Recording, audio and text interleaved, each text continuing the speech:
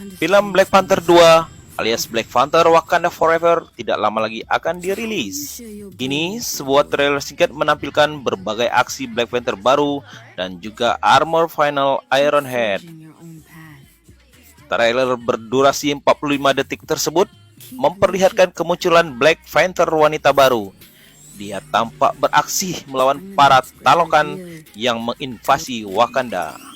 Tetapi Black Panther baru tidak sendiri karena dia dibantu dengan beberapa karakter lainnya, termasuk Riri Williams alias Ironheart. Riri Williams tampak beraksi di trailer Wakanda Forever dengan armor Ironheart terbarunya. Dalam sebuah adegan singkat, Ironheart melawan seorang Talokan di atas lautan.